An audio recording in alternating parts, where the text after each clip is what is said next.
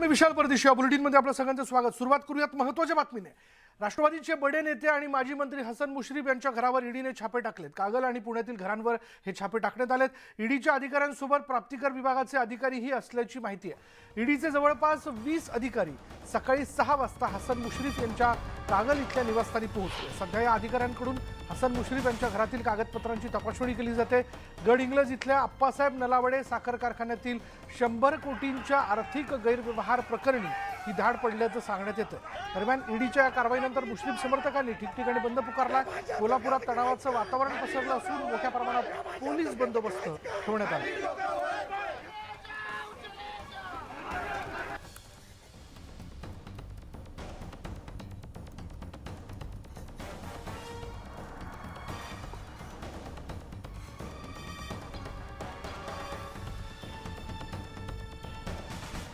कोल्हापुरात हसन मुश्रीफ यांच्या कार्यालयावरती त्याचबरोबर निवासस्थानांवर छापे टाकण्यात आलेत। मुंबई, ठाणे, कोल्हापूर जिथे जिथे हसन मुश्रीफ यांची कार्यालय किंवा निवासस्थान आहेत तिथे छापे टाकण्यात आलेले आहेत आणि आता चौकशी केली जाते। साखर कारखान्यामधील 100 कोटींच्या गैरव्यवहार प्रकरणामध्ये ही सगळी चौकशी जी ती केली जाते। आता राष्ट्रवादीचे आणखीन एक बडे नेते ईडीच्या रडारवरती असल्याचं आपण बघतोय। अनिल देशमुख, नवाब मलिक आणि आता पाठोपाठ हसन मुश्रीफ। ईडीच्या छाप्यामुळे कोल्हापुरात तणावाचं वातावरण निर्माण झालेलं आहे। मुस्लिम समर्थक आक्रमक झाल्याचं बघायला मिळते आणि हसन मुश्रीफांनी त्यांच्या समर्थकांना शांत राहण्याचं आवाहन केलं। साधारण 1 किंवा 2 नंतर आपली भूमिका ते माध्यमांसमोर मांडणार असल्याचं देखील हसन मुश्रीफ यांनी म्हटलंय। याबद्दल बोलणार आहोत आमचे प्रतिनिधी ज्ञानेश्वर साळुखे। या सगळ्या घडामोडींवरती थेट कोल्हापुरात लक्ष ठेवून आहेत। ज्ञानेश्वर, काय अपडेट?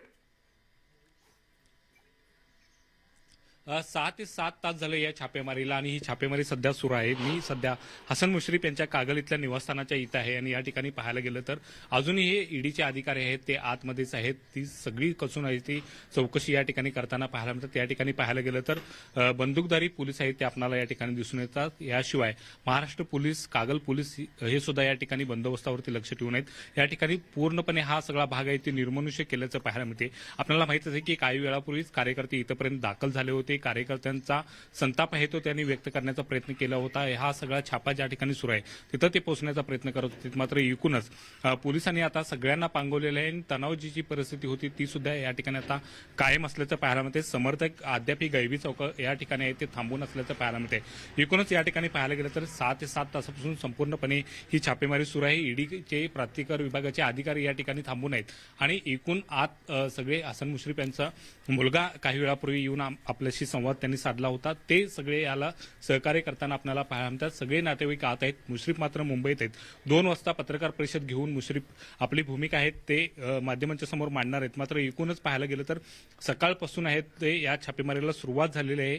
कोल्हापूरमध्ये, कागलमध्ये 2 ठिकाणी आहेत ही छापे सुरू असताना आपल्याला पाहायला मिळतात आणि या ठिकाणी कडक असा पोलीस बंदोबस्त आपल्याला तैनात केल्याचं दिसून येतं। याशिवाय मुश्रीफ समर्थक आहेत ते आक्रमक झालेले आहेत आणि त्यांचा संताप सुद्धा या ठिकाणी आपल्याला पाहायला मिळाला। खरं तर कागल, मुरगुड आणि गडिंग्लज ही शहर बंदची हाक आहे ते कार्यकर्त्यांनी दिली होती, मात्र वरिष्ठ नेत्यांनी या संदर्भात मध्यस्थी करत या बंदचं आव्हान आहे ते मागे घेतलेलं आहे। त्यामुळे काही अंशी व्यवहार आहेत ते सुरळीत झालेले आहेत। मात्र ही छापेमारी अद्याप सुरू असल्याचं पाहायला मिळते। हसन मुश्रीफ यांच्या कागल इथल्या निवासस्थानी आणि प्रकाश गाडेकर हे त्यांचे समर्थक आहेत त्यांच्या निवासस्थानी ही छापेमारी सध्या सुरू आहे आणि ईडीचे 20हून अधिक अधिकारी ही छापेमारी करताना आणि कागदपत्रांची पडताळणी करताना पाहायला मिळते। त्यामुळे ईडीच्या हाती या छाप्यानंतर काय मिळणार हे सुद्धा आता पाहणं महत्त्वाचं असणार आहे। ज्ञानेश्वर, जर आपण पाहिलं तर यापूर्वी सुद्धा प्राप्तिकर विभागाने एकदा त्यांच्या मतदारसंघातील त्यांच्या निवासस्थानावरती छापा टाकला होता, तेव्हा समर्थक मोठ्या प्रमाणात आक्रमक झाले होते।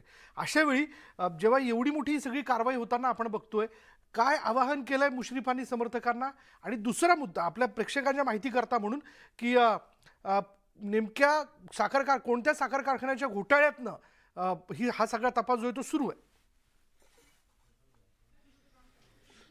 ब्रिक्स इंडिया कंपनीच्या माध्यमातून जो साखर कारखान्याच्या संदर्भात हसन मुश्रीफ यांनी पैसा गुंतवला होता, मनी लॉन्ड्रिंगचा आरोप आहे तो त्यांच्यावरती होते आणि या आरोपावरूनच त्यांच्यावरती या ठिकाणी छापे पडताना पाहायला मिळतात। हा या संदर्भातला दुसरा छापा आहे तो आपल्याला या ठिकाणी दिसून येते आणि या दुसऱ्या छाप्याच्या माध्यमातून त्यांच्यावरती या प्रकरणाची तपासणी आहे, पडताळणी आहे, ते कागदपत्रांची ते करताना हे अधिकारी पाहायला मिळतात। पहिल्या छाप्यामध्ये नेमकं काय हाती लागलं होतं हे माध्यमांना अद्याप त्याची कल्पना आहे ती ईडीकडून देण्यात आलेली नाही, मात्र मात्र दुसऱ्यांदा हा छापा आहे तो सुरू झालेला आहे। साधारण 7 तास झाले सकाळपासून या एकूणच प्रकरणाची चौकशी आहे हे अधिकारी या ठिकाणी करताना पाहायला मिळतात। त्या सगळ्या पार्श्वभूमीवरती कडक असा पोलीस बंदोबस्त तैनात केल्याचं पाहायला मिळते आणि या छाप्यानंतर तरी हाती काय लागते हेच पाहणं महत्त्वाचं असणार आहे। मात्र हा सगळा परिसर आहे ते निर्मनुष्य केल्याचं आपल्याला या ठिकाणी दिसून येते। कडक असा पोलीस बंदोबस्त या ठिकाणी पाहायला मिळते। पोलिसांची फळीच्या फळी या ठिकाणी उभारलेली आहे, त्यामुळे त्यांच्या निवासस्थानाच्या समोर आहे ते पोलीस छावणीचं स्वरूप आल्याचं पाहायला मिळते। खरं तर बंदूकधारी पोलीस आहेत ते सुद्धा तैनात करण्यात आलेले आहे। त्यावरून सुद्धा हसन मुश्रीफ गटाच्या कार्यकर्त्यांनी आक्षेप घेतलेला आहे, कारण जर छापा मारायला येणार असाल तर बंदूकधारी पोलीस कशासाठी हवेत अशा पद्धतीचा सवाल आहे ते त्यांच्याकडून उपस्थित केला जातोय। याशिवाय भाजपचे कोल्हापूर जिल्ह्याचे जिल्हाध्यक्ष आणि कागलचे नेते समरजित राजे घाटगे यांच्यावरती सुद्धा हसन मुश्रीफ गटाकडून आहे तो आरोप केला जातोय। त्यांच्या सांगण्यावरून हा सगळा छापेमारीचा प्रकार होत असल्याचा आणि मुद्दामून त्रास दिल्याचा आहे तो आरोप केला जातोय आणि त्यामुळे समरजित घाटगे किंवा भाजप या संदर्भातली नेमकी आता काय भूमिका मांडणार ते सुद्धा पाहणं महत्त्वाचं असणार आहे। मात्र सध्या 7 तासाहून अधिक काळ लोटलेला आहे आणि ही छापेमारी सध्या सुरू असल्याचंच आपल्याला दिसून येते। छापा सत्र आणि त्यानंतरचा हा सगळा त्यांच्यात होणारा तपास हे एवढ्याच संपेल असं तरी एकूण वाटत नाहीये। म्हणजे राष्ट्रवादी काँग्रेसचे आणखीन एक बडे नेते हसन मुश्रीफ हे ईडीच्या रडारवरती आहेत। धन्यवाद ज्ञानेश्वर या सगळ्या तपशिलाबद्दल। बघूयात आता नेमकं पुढे काय घडतंय। बरोबर 2 वाजता हसन मुश्रीफ पत्रकार परिषद घेऊन आपली भूमिका स्पष्ट करणार आहे असं कळतंय।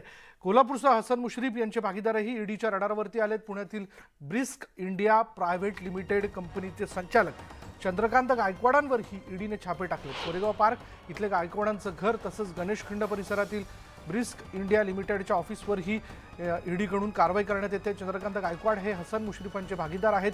याशिवाय माजी मंत्री हसन मुश्रीफ यांच्या कोंढवामधील अशोका मिल्स परिसरात राहणाऱ्या नातेवाईकांच्या घरावरही ईडीने छापा टाकलाय।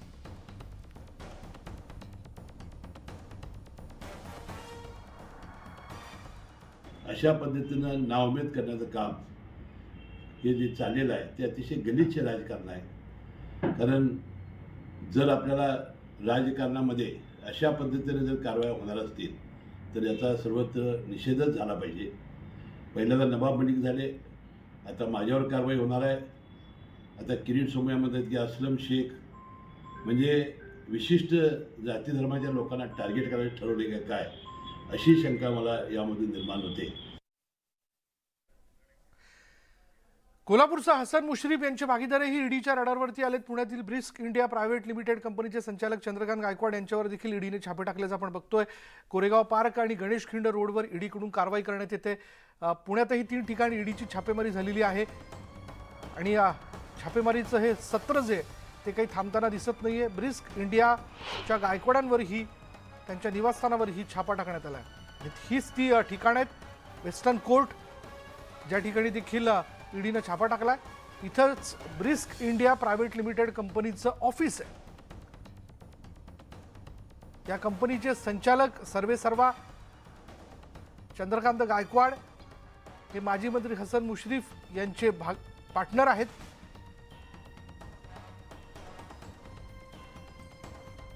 हसन मुश्रीफ यांचे व्यावसायिक भागीदार चंद्रकांत गायकवाड यांच्या ब्रिक्स इंडिया कंपनीच्या ऑफिसवर सकाळी 6:30 वाजल्यापासून छापेमारी सुरू आहे। आत्ता आपण त्याच सोसायटीमध्ये आलेलो आहोत वेस्टर्न कोर्ट आणि त्याच सोसायटीमध्ये बघा हेच ती पार्टी आणि इथं ईडीचे 5 अधिकारी पहाटे सकाळी 6:30 पासून आतमध्ये सगळी कागदपत्रांची तपासणी करतात, छापेमारी करतात।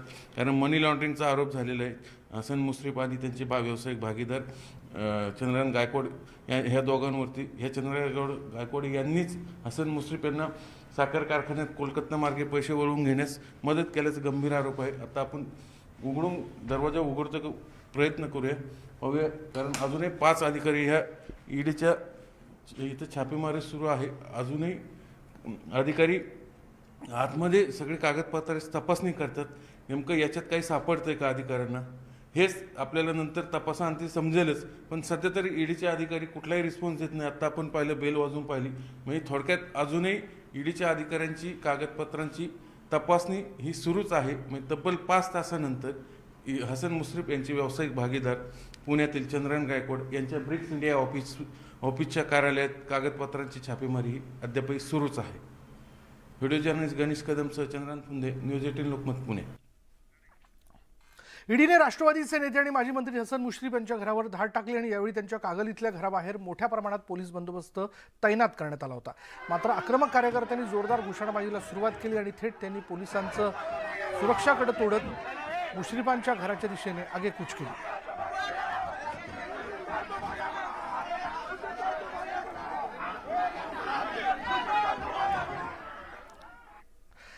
हसन मुश्रीफांवर नेमके कोणते आरोप ठेवत हा सगळा तपास सुरू आहे बघा. गडहिंग्लज इथल्या आप्पासाहेब नलावडे साखर कारखाना याच्यामध्ये हा जो आहे तो अवसायनात काढण्यात आला. त्यानंतर साखर कारखान्याची जावई मतीन मंगुलींच्या ब्रिस्क इंडिया कंपनीला विक्री करण्यात आली.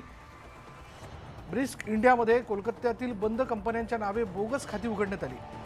बोगस खात्यांमध्ये पैसे टाकून ब्रिस्क इंडियात ते वळते करण्यात आले. कारखान्यासाठी कोल्हापूर जिल्हा बँकेने योग्य लिलाव न केल्याचा आरोप आहे.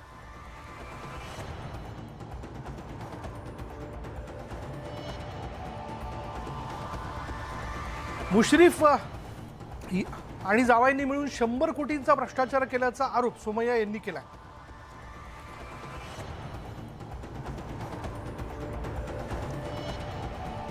त्याचबरोबर कुठे कुठे हे छापे टाकण्यात आले बघा. हसन मुश्रीफांचं कागलमधलं निवासस्थान, गडहिंग्लजमधील आप्पासाहेब नलावडे साखर कारखाना, त्याचबरोबर सांगाव रोडवरील मुश्रीफ समर्थक प्रकाश गाडेकरांचा निवासस्थान, इथे छापा टाकण्यात आला. आणखीन या व्यतिरिक्त आणखीन कुठे छापे टाकण्यात आले बघा. Brisk India private limited Koregaon park मधलं कार्यालय, जिथं चंद्रकांत गायकवाड कंपनीचे संचालक बसतात, त्या कार्यालयावरती छापा टाकण्यात आला. ब्रिस्क इंडिया लिमिटेडचं ऑफिस गणेश खिंडमधलं, तिथे छापा टाकण्यात आला. मुश्रीफांचे नातेवाईक जे कोंढवामध्ये अशोका मिल्समध्ये राहतात, तिथे देखील छापा टाकण्यात आला. आपण पाहतो राष्ट्रवादीचे 3 बडे नेते रडारवरती आहेत, ईडीच्या रडारवरती. यामध्ये महाराष्ट्राचे माजी गृहमंत्री आणि ज्येष्ठ राष्ट्रवादीचे नेते अनिल देशमुख भ्रष्टाचाराच्या आरोपावरून 14 महिने तुरुंगात होते आणि ते 14 महिने तुरुंगात राहिल्यानंतर 29 डिसेंबर 2022 रोजी त्यांची सुटका करण्यात आली. तर मनी लॉन्ड्रिंग आणि टेरर फंडिंगमध्ये सक्रिय सहभाग असल्याच्या आरोपाखाली नवाब मलिक 23 फेब्रुवारी 2022 पासून जेलमध्ये आहेत. अशातच आता राष्ट्रवादीचे आणखी एक बडे नेते हसन मुश्रीफ तपास यंत्रणांच्या रडारवरती आलेत. दरम्यान याआधी देखील हसन मुश्रीफ तपास यंत्रणांच्या रडारवरती आले होते. 2019 मध्येही हसन मुश्रीफ यांच्या कागलमधील घरावर साखर कारखान्यावर ईडीने छापेमारी केली होती आणि त्याचवेळी पुण्यातील घराची देखील ईडीने झडती घेतली होती. सोबत हसन मुश्रीफ यांचा मुलगा साजिद मुश्रीफ याच्या कोंढव्यातील घरावर आयकर विभागाने धाड टाकली होती.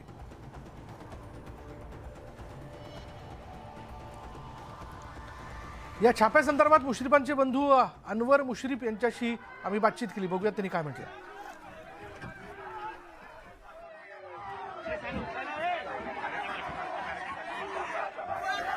ईडीची जी छापेमारी सुरू आहे त्या संदर्भात बोलण्यासाठी आपल्यासोबत अनवर मुश्रीफ जे हसन मुश्रीफ यांचे बंधू आहेत ते आहेत. त्यांच्याकडून या संदर्भातली माहिती जाणून घ्या. काय सांगाल, कशा पद्धतीने ही छापेमारी सुरू आहे, त्याकडे कसं बघताय? ही वरच्यावर जी छापेमारी चालू आहे, एखाद्या घरात दरोडा करणारा माणसावर मारायचे असते, अशी छापेमारी सकाळी यायची, पाठीचे पोलीस बंदोबस्त बंदूक घ्यायची आणि घरात घुसायच्या. बायका मुलं असतात, कोण असताना बघायचं आणि आज जाऊन कसं तरी करायचं आणि बाहेर बंदूक घेऊन उभा राहायचं. म्हणजे काहीतरी दरोडेखोराच्या घरावर कोणतं छापा बाबा मारलेला आहे आणि हे दरोडेखोराचं घर आहे असं काहीतरी विचार करायचं आणि सगळं कागल गाव, कोल्हापूर जिल्हा सगळा ह्याला बळी पाडायचा. हे काहीतरी कुटील डाव आहे. हे काहीतरी कोणतरी काहीतरी आपला इथं विरोधक आमदार असेल, उदाहरण असेल त्यांचा, हेच एक डाव आहे. तर हे किरीट सोमय्याचा राग म्हणजे काय आहे की त्याला महालक्ष्मीचं दर्शन आणि गणेश उत्सवाचं विसर्जनला त्यावेळेला बंदी घातली इथं. त्यावेळेला तो भावनावश होऊन काहीतरी बोलत आहे.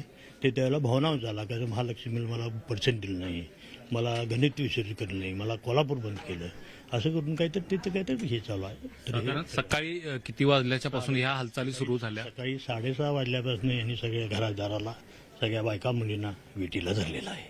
आता आतमध्ये कोण कोण आहे, तुमचं काही बोलणं झालं? माझा मुलगा नवाज, साजिद साहेबांचा मुलगा नवीद आणि आबिद, ही 3 मुलं आहेत आणि फक्त सगळ्या लेडीज आहेत. आतमध्ये नेमके हे अधिकारी आले त्यावेळी त्यांनी काय सांगितलं आणि काय एकूणच त्यावेळी परिस्थिती? आम्ही म्हटले आम्ही सगळं तो तपासणी करणार करा. ते गावभर समजलं, गावातली माणसं आता चिडली गावबंदाची हाक दिलेली आहे. तर इथून पुढे काय होईल ते शासन जबाबदार.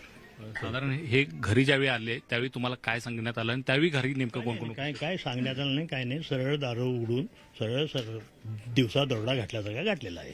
रात्री दरोडे घालतात, ते दिवसात घुसले बंदुकी घेऊन. आता नेमकं आतमध्ये काय सर्च सुरू आहे, काय एकूणच माहिती? आणि बाहेर कोणाला आत येऊ देत नाहीत, बाहेर कोणाला सोडत नाहीत. ही अशी परिस्थिती आहे. तर आता काय करायचं याला? कोणाचं काय आत काय चालू आहे, काय आहे, काही करायला मार्ग नाही. कोण आहे ते माहीत नाहीत. खरोखर हे सरकारी अधिकारी आहेत काय, खरोखर कोणतर काय तर विरोधी सरकारचं कोणतर आहे असं हे चित्र आहे.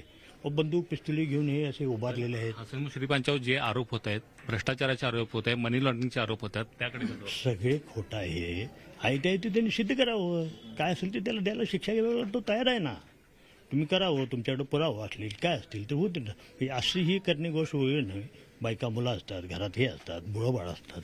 असं जर तुम्ही जर वेठेला जर आला आणि दरोडेखोर जर घरात घुसाला दिवसा, तरी जनता सहन करणार नाही. जरी आम्ही आत्ता जरी हाक दिली तरी हे कागल सगळे ह्या पोलिसासकट पळवून पाठवून देतील अशी आमच्यात ताकद. कागलच्या नेत्यावर पण तुम्ही आरोप केला. वा. त्यांचं काय? कागलच्या नेत्यावर पण आरोप केलाय भाजपच्या, त्यांचा काय संबंध? नाही ते तर मुख्य आहे ना. त्या तर नपुसक त्या नेत्याचं तरी हे सगळं कारस्थान आहे. तो सगळं करतो ना.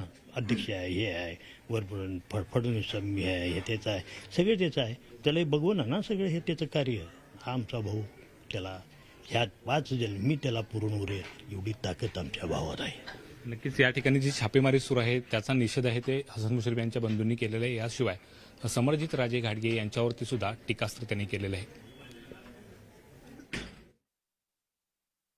हसन मुश्रीफ यांच्यावर पूर्वी ज्या इन्कम टॅक्सची धाड पडली त्यात काहीच सापडलं नाही. आता ईडीची धाड वेगळ्या कारणासाठी टाकायची असावी असं माझा अंदाज आहे. सतत विरोधी पक्षात जे ठामपणाने उभे राहतात, सरकारला विरोध करतात, त्यांच्या विरोधी असं सर्व एजन्सीचा गैरवापर करून त्यांना बदनाम करणं, नामोरम करणं हा प्रयत्न काही लोक करत आहेत. अशा प्रकारच्या अनेक कारवाया विरोधी पक्षाच्या लोकांना नमवण्यासाठी गेल्या काही दिवसामध्ये सुरू आहेत. आणि नुकतीच काही जजमेंट आली सुप्रीम कोर्टाची. त्या जजमेंटमध्ये पुरेसं माइंड अप्लाय न करता चुकीच्या पद्धतीनं अशा प्रकारचे गुन्हे दाखल केले जात आहेत, अशा प्रकारच्या कारवाया केल्या जात आहेत. सर्व आरोप हे राजकीयरित्या प्रेरित आहे. हसन मुश्रीफ सारख्या एका चांगल्या नेत्याला अडचणीत आणण्याचं काम, कट आणि कारस्थान हे भारतीय जनता पार्टी करत आहे.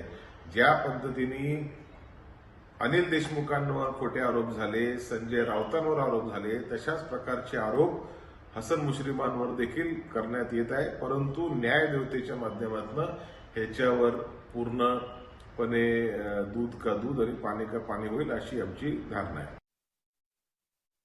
जे विरोधी पक्षात आहेत अशा प्रमुख लोकांवरती अशा प्रकारे दबावाचं राजकारण केलं जातं. मी राजकारणच म्हणतो हे. पण मला माहिती आहे की हसन मुश्रीफ हे एक लढवय्ये नेते आहेत, संघर्ष करणारे नेते आहेत आणि संकटाशी सामना करणारे नेते आहेत. आणि ते या सगळ्या संकटातून सुखरूप बाहेर पडतील. आम्ही सगळे त्यांच्या पाठीशी आहोत. आम्हाला काहीच माहिती नाही अजून.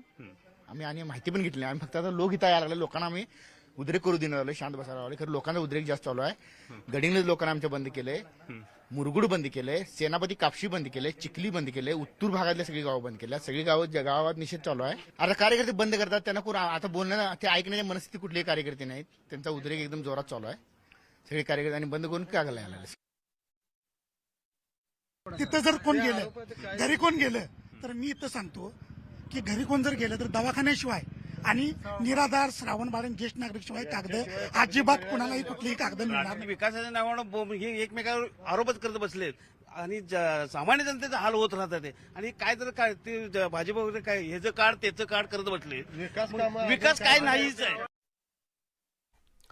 काही महिन्यांपूर्वी भाजपचे नेते किरीट सोमय्या यांनी हसन मुश्रीफ यांच्यावर गैरव्यवहाराचे आरोप केले होते आणि त्यानंतर आता ईडीच्या कारवाईवर सोमय्यांनी प्रतिक्रिया दिली आहे. मला महालक्ष्मी दर्शनापासून रोखणाऱ्या हसन मुश्रीफांवर कारवाई झाली. मला महालक्ष्मीने दिलेला हा आशीर्वादच असल्याचं सोमय्या म्हणाले.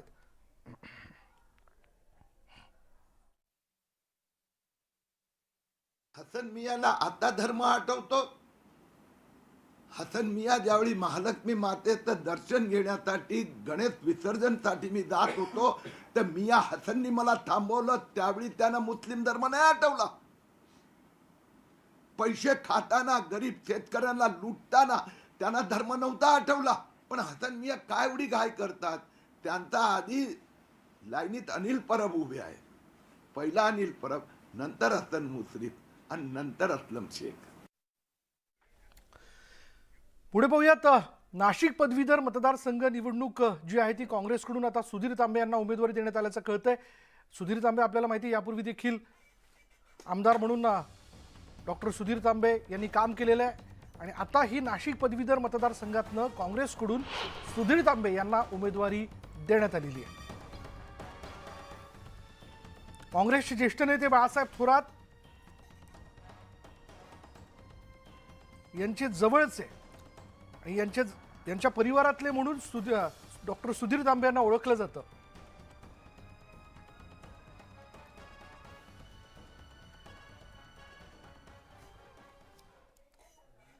तर शिक्षक मतदारसंघाच्या निवडणुकीसाठी रत्नागिरीत खलबतं सुरू झाली आहेत. बाळासाहेबांची शिवसेना आणि भाजप चर्चेसाठी एकत्र आलेत.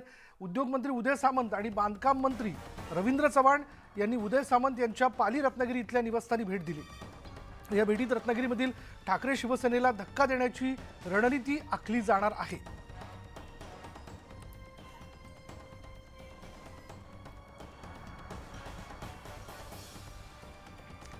बातमी आहे सांगलीतल्या मिरजमधून. मिरजेमधील त्या वादग्रस्त जागेच्या प्रकरणाची सुनावणी पुन्हा पुढे ढकलण्यात आली आहे.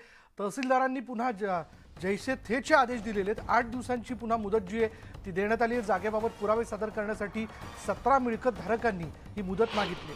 19 जानेवारी रोजी याबद्दल पुन्हा सुनावणी होणार आहे. आता मिरज तहसीलदार दगडू कुंभार यांच्यासमोर ही सुनावणी होईल.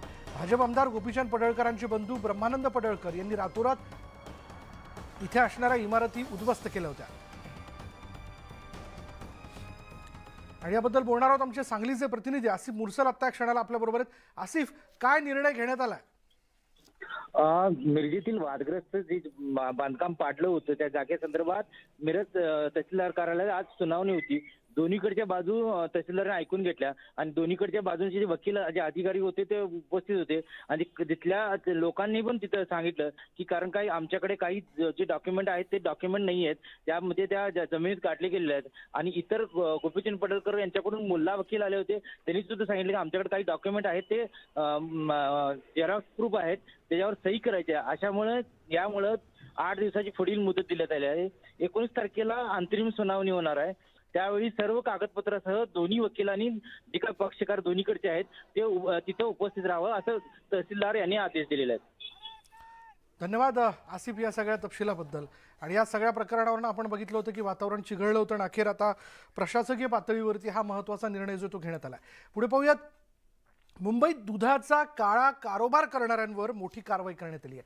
समतानगर पोलिसांच्या हद्दीमध्ये भेसळयुक्त दुधाची फॅक्टरीच असल्याचं समोर आलं आणि या ठिकाणी क्राईम ब्रांचनं मोठी कारवाई केली. या प्रकरणात 5 आरोपींना अटक करण्यात आली असून 1040 भेसळयुक्त दूध जप्त करण्यात आले. याविषयी अधिक तपशील आपण जाणून घेऊयात. आमचे प्रतिनिधी अमित राय आत्ता क्षणाला आपल्याबरोबर आहेत. अमित, काय माहिती याबद्दल? देखिए, समता नगर पुलिस स्टेशन की हद में पोईसर इलाके के बिहार टेकरी सोसाइटी स्थित एक मकान में ये मिलावटी दूध की फैक्ट्री का भांडाफोड़ किया गया है. इस फैक्ट्री से 1040 लीटर मिलावटी दूध जो है जब्त किया गया और ये मिलावटी दूध ब्रांडेड कंपनी गोकुल अमूल की पैकिंग में भरकर धड़ल्ले से बड़े बड़े होटल्स और बड़ी बड़ी सोसाइटी में सप्लाई किए जा रहे थे. और मिलावट के गोरख धंधे में 4 पुरुष और 1 महिला यानी कुल 5 लोगों को जो गिरफ्तार किया गया. और जो पकड़ी गई महिला है वो पैकेट्स में दूध भरने का काम करती थी, जबकि अन्य जो 4 आरोपी हैं वो दूध में मिलावट कर उसे मार्केट में सप्लाई करने का काम करते थे. और ये छापेमारी जो है क्राइम ब्रांच की टीम और फूड एंड ड्रग्स डिपार्टमेंट की टीम द्वारा किया गया. लेकिन सबसे बड़ी बात यह है कि जिस इलाके में ये पूरा कारोबार चल रहा था उस इलाके का जो पुलिस स्टेशन है समता नगर पुलिस स्टेशन, वो पूरी तरीके से बेखबर था, उन्हें इस बात की जानकारी नहीं थी। लेकिन जब क्राइम ब्रांच और फूड एंड ड्रग्स डिपार्टमेंट ने छापा मारा तब जाके उनकी नींद खुली है। और मैं आपको बताऊं कि बिहारी टेकड़ी जो बोईसर इलाके के हद में आता है, उसकी सोसाइटी में जो है कुछ लोग लगभग 3 महीने से ये दूध के मिलावट का कोरक धंधा करते थे और ये लोग पहले गोकुल अमूल कंपनी के ब्रांडेड दूध की थैलियां खरीदते थे और उक्त दूध को थैली से बाहर निकालकर उसमें कुछ पानी और केमिकल मिलाकर दूध को गाढ़ा बनाकर फिर उसे पैकिंग कर वापस मार्केट में बेचने का काम करते थे। और ये आधी रात को जो है मुंबई पुलिस आयुक्त का जो कंट्रोल रूम है उसको जानकारी दी गई कि यहाँ ये गोरख धंधा चल रहा है। उसके बाद जो है यहाँ पे छापेमारी की गई, कुल 5 लोगों को जो है गिरफ्तार किया गया यहाँ पर और उसके बाद आगे की छानबीन जो है यहाँ पे चल रही है। एक चीज मैं आपको बताऊं कि 1040 लीटर मिलावटी दूध जब्त किया गया है। अब पुलिस इनका आपराधिक जो बही खाता है वो खंगालने में जुटी हुई कि आखिरकार ये लोग पहले से धंधा कर रहे हैं और कौन कौन लोग इसमें शामिल है यहाँ पर। और पकड़े गए आरोपियों में जो है विरया रोशे है, श्रीनिवास नरसिंह वडला है, नरेश मारैया जाडला है, रमा सत्यनारायण गज्जी है। इन लोगों को गिरफ्तार किया गया है और इन पे जो है धारा जो है 420, 272, 273, 482 के तहत जो है मामला दर्ज करके इनकी जांच की जा रही है। धन्यवाद इस पूरी जानकारी के लिए। आता आपण बघतोय की एक मोठं रॅकेट दुधात भेसळ करणारं, भेसळयुक्त दूध विकणारं हे रॅकेट जे आहे त्याचा भांडाफोड झालाय। पुढे बघा, मालेगाव शहरातील सेंट्रल बँकेच्या शाखेला आज सकाळी आग लागली होती आणि या आगीमध्ये संगणकासह इतर महत्त्वाची यंत्रसामुग्री जळून खाक झाली आहे। आतून मोठ्या प्रमाणात धूर निघत असल्याचं पाहून सुरक्षा रक्षकानं तातडीनं आगीवर नियंत्रण मिळवण्याचा प्रयत्न केला, मात्र आगीचा भडका उडाल्यानं अग्निशमन दलाला पाचारण करण्यात आलं। अग्निशमन दलानं आगीवर नियंत्रण मिळवल्यानं पुढचा मोठा अनर्थ टळला। शॉर्ट सर्किटमुळे ही आग लागल्याचा अंदाज व्यक्त केला जातोय। याचबद्दल अधिक माहिती आपण जाणून घेऊयात। आमचे प्रतिनिधी बब्बू शेख आता क्षणाला आपल्या बरोबर आहे। बब्बू, या बँकेमध्ये अचानक आग लागण्याचं नेमकं कारण काय?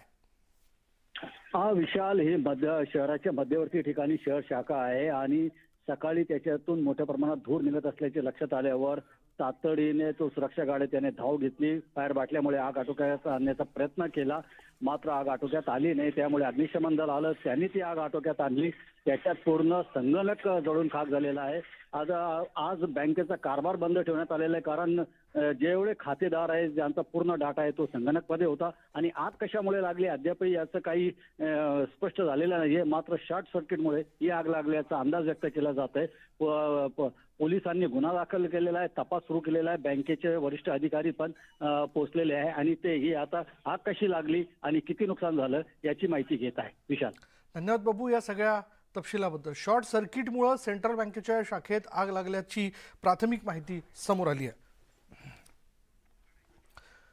पुढे पाहूयात, राज्यातील राजकीय नेत्यांच्या अपघाताची मालिका सुरूच असल्याचा प्रकार पाहायला मिळाला। प्रहार जनशक्ती पक्षाचे आमदार बच्चू कडू यांचा अमरावतीमध्ये अपघात झाला।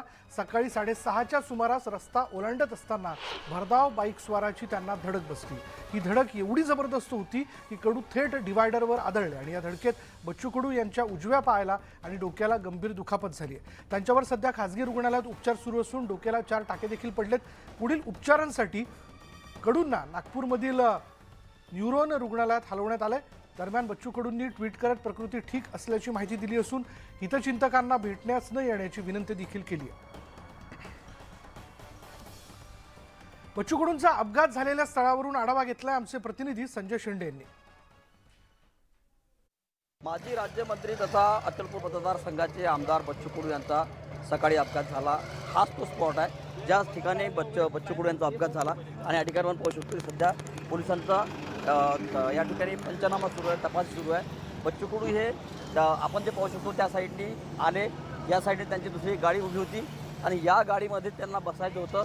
हे बसत असतानाच नेमकं बच्चू कडू यांचा अपघात झाला आणि डिव्हायडरवर जे आहे त्या डिव्हायडर क्रॉस करत असताना दुचाकी गाडी या ठिकाणी आली आणि दुचाकी गाडीनेच बच्चू कडू यांचा अपघात झाला। या ठिकाणी पोलीस अधिकारी आहेत। सर, मला सांगा, हा अपघात नेमका कसा झाला, किती वाजताची घटना आहे? 6:15 वाजताची घटना आहे सकाळी। बच्चू भाऊ कुठून तरी आले होते आणि रवींद्र वैद्य त्यांचे एकदम मित्र आहेत चांगले जवळचे, तर ते त्यांना या गाडीमध्ये क्रॉस करत होते आणि रवींद्र वैद्य गाडीतच बसून होते। फक्त रिअल फॅक्ट ही यांना माहीत आहे, त्यांच्या चालकांना. आम्ही त्यांना आणून इथं चौकशी केली तर त्यांनी सांगितलं की एक जर्किन घातलेला गाडीवाला आणि डोक्याला काहीतरी बांधलेलं होतं आणि ते अचानक क्रॉस करत असताना त्याची ठोस लागलेली त्यांना. सकाळी मी समजा भाऊ त्यांच्या गाडीतून आले कुराडवरनं, आम्हाला बाहेरगावी जायचं होतं कुराडच्या, तर घाईत होतो. माझी गाडी इकडनं या साईडनं उभी होती, मी गाडीमध्येच होतो भाऊच्या वाजता. भाऊ गाडी क्रॉस करता करता या गाडीतून या गाडीमध्ये आले, एका टू व्हीलरने कोणता स्पॉट आहे हां जवळपास एवढ्यातला. व्हिडिओ सागरचा संजय शेंडे, न्यूज 18 लोकमत, अमरावती. खाली आलो बघितलं त्यांच्या डोक्याला दुखापत होते, डाव्या साईडला डोक्याला लागलं होतं आणि उजव्या पायाला स्वेलिंग होतं आणि ब्लिडिंग सुरू होतं डोक्यावर. आणि बघितलं तर मग त्यांना ओटीमध्ये घेतलं आणि तिथे टाके मारावे लागले, 4 टाके पडले त्यांना आणि ड्रेसिंग आणि स्टिचेस देऊन मग त्यांना ॲडमिट केलं आणि त्यांना सांगितलं की CT स्कॅन करावा लागतो कारण डोक्याला मार आहे. तर त्यामध्ये मला थोड्या वेळ आराम करू द्या, तर मी त्यांना ॲडमिट केलं. 3 तास थांबले ते. नंतर मग पुढील उपचारासाठी त्यांना CT स्कॅनसाठी त्यांना नागपूरला रवाना.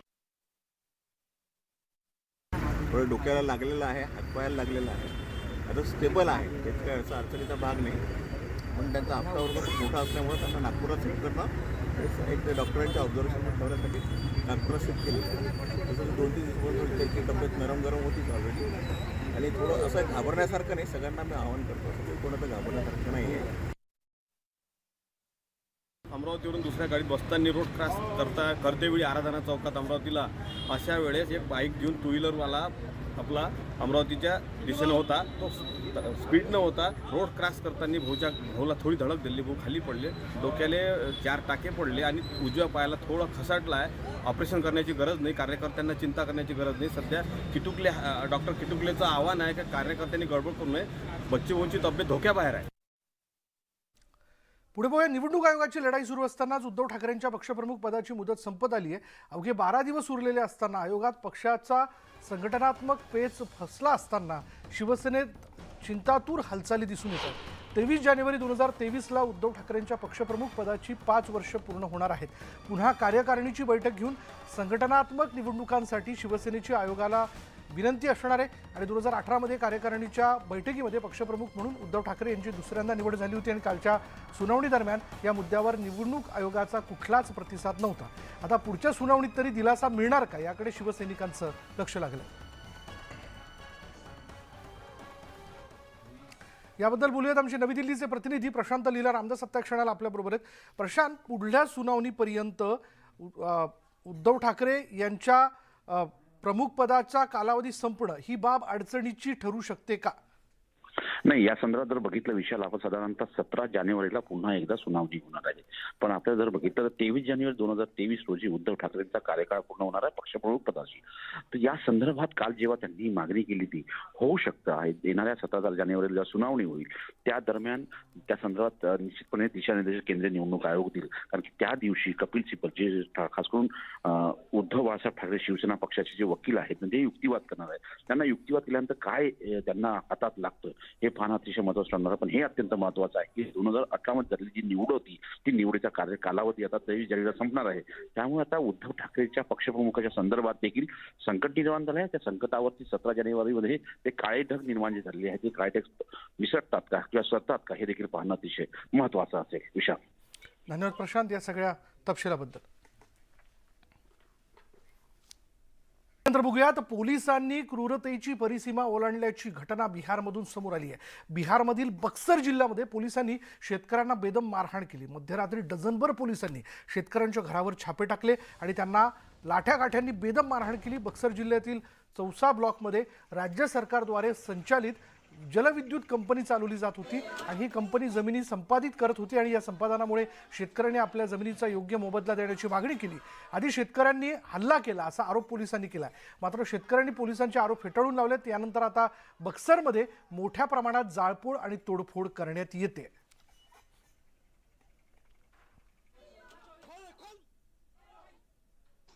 हम लोग घर में 2-4 लोग थे, हमारे लड़का है, हम थे, एक हमारा नाती था, हमारा 2 लड़का था, सोए हुए थे. 11 बज रहा था, 11:30 बजे. इसी में पुलिस प्रशासन बहुत बल दल के साथ आई और गेट हमारा पीटने लगे. गेट पीटने लगे तो घर से आवाज़ और औरतें जगी, बोली कि कोई पीट रहा है, हम कहे बंद कर दो, गेट मत खोलो। इसके बाद हम जो है वहाँ से निकल गए और उस दूसरे छत पर चले गए। वहाँ से देख रहे थे एक 2-4 सिपाही हमारे छत पर इस साइड से चढ़े हैं और जा करके और एक दूसरा दरवाजा था उसको लात से मार करके उसकी किली को तोड़ दिए। आणि बिहारमध्ये पुन्हा एकदा आपण बघतोय पोलिसांची मनमानी समोर दिसून आलेली आहे। पोलिसांनी क्रूरतेची परिसीमा ओलांडल्याची घटना बिहारमधून समोर येते। बिहारमधील बक्सर जिल्ह्यामध्ये पोलिसांनी शेतकऱ्यांना बेदम मारहाण केली। कारण काय तर या शेतकऱ्यांनी आपल्या ज्या जमिनी जलविद्युत प्रकल्पासाठी म्हणून संपादित केल्या जात आहेत त्याचा योग्य मोबदला मागितला आणि त्यांनी का हा योग्य मोबदला मागू नये हा त्यांचा हक्क आहे। असं असताना पोलिसांनी पहिला हल्ला केला असा आरोप त्यांच्यावरती करत घरात घुसून या पोलिसांच्या परिवारांना मारहाण करण्यात आली आहे। पुढे पाहूयात, शिंदे गटाचे आमदार योगेश कदम यांच्या अपघात प्रकरणात एक नवीन ट्विस्ट समोर आलाय। अपघात प्रकरणामध्ये पोलिसांनी अटक केलेल्या डंपर चालकाने खोटी जबाब पोलिसांना दिला असल्याचा दावा आमदार योगेश कदम यांचे वडील माजी मंत्री रामदास कदम यांनी केलेला आहे। आमदार योगेश कदम यांच्या वाहनाला धडक देणाऱ्या डंपर चालकाला उत्तर प्रदेश इथून अटक केल्यानंतर ब्रेक फेल झाल्यामुळे हा अपघात घडला असा जबाब डंपर चालकाने पोलिसांना दिला होता। पण संबंधित डंपरचे ब्रेक फेल झालेले नव्हते हे आता उघड झाल्यामुळे चालकाने खोटा जबाब दिल्याचं आता स्पष्ट झालंय। या संपूर्ण प्रकरणात आता चालकाची पोलिसांकडून सखोल चौकशी सुरू असून 2 पथकांद्वारे या अपघात प्रकरणाचा तपास केला जातोय। डंपर चालकाचा फोन रेकॉर्ड तपासून सर्व काही तपासलं जात असल्याची माहिती माजी मंत्री रामदास कदम यांनी दिली आहे। पत्रकारांशी संवाद साधताना त्यांनी ही माहिती दिली आहे। पण ज्यावेळेला संबंध गाडीची तपासणी केली त्यावेळेला लक्षात आलं की ब्रेक फेल झालेले नाहीत, तो ड्रायव्हर खोटं बोलतोय। म्हणून पुढे पोलीसची गाडी, मागे पोलीसची गाडी आणि त्यांनी ती गाडी डंपर आणून मधल्या गाडीला 150 फुटापर्यंत लांब खिचत नेलं। थोडं ती गाडी आणखी पुढे गेली असती तर नवीन गेली असती आणि असंच ते प्लॅनिंग होतं असं मला वाटतं। पोलिसांच्या गाडीला ती गाडी पुढे धडकली नसती तर ती गाडी खोल दरीमध्ये गेली असती। योगी दादाची गाडी बलवंत नशीब चांगलं होतं, लोकांचे आशीर्वाद होते म्हणून माझा मुलगा वाचलेला आहे त्यातून।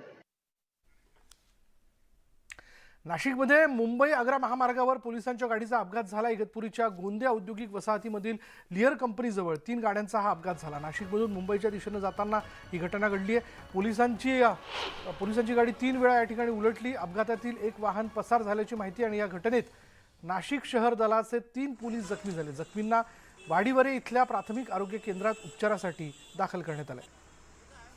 मोठी बातमी आहे पुणेकरांच्या आरोग्याशी निगडीत। लक्षात घ्या, पुण्यात चक्क नाल्याच्या पाण्यात हरभरा विक्रेते हरभरा धुवून त्याची विक्री करत असल्याचा अत्यंत किळसवाणा प्रकार जो आहे तो कॅमेऱ्यात कैद झाला। अशा प्रकारचं कृत्य करून हरभरा विक्रेता हा पुणेकरांच्या आरोग्याशी सर्रास आणि राजरोसपणे खेळत असल्याचं समोर आलंय। या व्हिडिओमधील घटना पुणे शहरातील एम्प्रेस गार्डन रोडवरील आहे। या व्हिडिओमध्ये स्पष्टपणे दिसतंय की रस्त्या शेजारील नाल्याच्या पाण्यात हा विक्रेता हरभरा धुतोय। तोच हरभरा ज्याने नाल्या शेजारी रस्त्यावर तो विक्रीसाठी ठेवला। लोक तो विकतही घेत आहेत, पण लोकांना माहीत नाहीये की हा हरभरा नेमका कोणत्या पाण्यामध्ये धुतलाय।